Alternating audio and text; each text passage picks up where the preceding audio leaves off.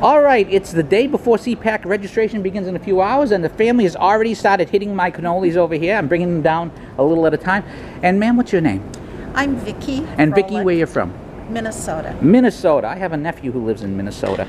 Now, Vicki, is this your first CPAC, your fifth? Have you been here before? This is our second. We were here 2 years ago. Okay. And just loved it. I wasn't here 2 years ago. So you brought the whole family. Yes. I see 6 over here. You know, children, grandchildren, the whole 10 yards. So it's become a family vacation? Well, we met here. They aren't actually going to be able to be at the conference, but we met for a few days to enjoy Washington with them. And our daughter used to work in the speaker's office at the Capitol. Ah. And so we... Under which speaker? Denny Hassert. All right. Yeah. Now, my sons are here as well, although one is credentialed, they plan on hitting Washington and taking advantage of my hotel room. Well, anyways, now, is there anything in particular at CPAC you're looking forward to seeing? I took a lot of photos when I was here 2 years ago, and then I was a delegate to the National Convention. Uh-huh. So I've taken a lot of photos, so I want to get as many photos signed as I can. Ah, good idea. And I took what to me is a good photo of the president and vice president, and the vice president has signed it, but I've been at about 4 or 5 Trump events holding it in the front row. And just haven't been able to manage it yet. They weren't letting him sign at the end. Uh-huh. We went to Iowa 12 times, so I do have pictures signed and I have a book signed. And during the primaries, it was much easier to get to the president than it was. Yes. Once he got the nomination, it became very hard. And then after he was elected, I questioned him twice at news conferences during the primaries, but after that, it's been very difficult. But anyways, I want to get to the questions that I'm going to be asking everybody this year. And you're going to be the first person to be asked these questions. First of all, Trump year 1 in general, would you give it a thumbs up or a thumbs down? Definitely a thumbs up. He wasn't our first choice. We were Cruz people. I was a Cruz person. And we think he has far exceeded. We're Christians, and I mean, beginning with the inauguration day, a Christian could not have asked for a better day. It's funny you should mention that, because I finally decided to vote for Trump after talking to Father Frank Pavone, who insisted, he's going to be good on life, and he turned out to be the best pro-life president we've seen. Okay, what is has been the highlight, the one thing that stands out the most for you about President Trump in year 1? What was the thing that made you the happiest? I would think his pro-Christian attitude and surrounding himself with good people and being willing to listen to them. Picking Pence as his running mate was huge.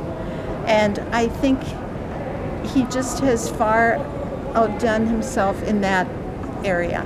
Okay, what has been the one thing, if there is a thing, that has disappointed you? He does his tweeting and it really upsets everybody, but I think he's extremely smart. And so he knows how to stay in the news despite them wanting to ignore him. Okay, now, this year, of course, there's the midterm elections. The GOP is trying to retain control of the House and Senate. What do you think the odds are of the GOP keeping the Senate and House? 50-50, 30-40? What chance would you give the GOP to keep control? Wow. That is a tough question. My husband would be better at answering that. What do you think? 70% chance that they keep control, or 70% chance that they lose it? 70% chance they keep it. You're 70. Okay, so you're with me. I think they're going to keep control. What do you think President Trump can do, if anything, to help them keep control? Well, we are really wanting him to come to Minnesota, because Minnesota is a really dumb state. You haven't lived in Massachusetts. And we came close to even electing Donald Trump. And so he has promised that he's coming to Minnesota, and we did some pictures at one of the events. He did come to Minnesota, and we had a lot of people sign them, and our national committee man took them to a banquet, and hopefully they got to the president saying, we really want you to come back. I think it'll really help Minnesota if he helped Jason Lewis. And so you think Trump getting involved will make a difference this year? Okay, final question, and this is actually disconnected from the other questions, because this is a topic that last year when I questioned people, the 2 things they were most interested in was Obamacare and the wall.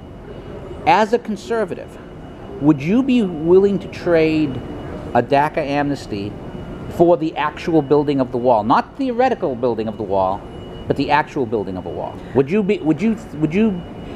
that deal be a make or break for you in one way or another? Well, I think he gave, weren't they asking for 800,000 and he said, let's make it $1.8 million?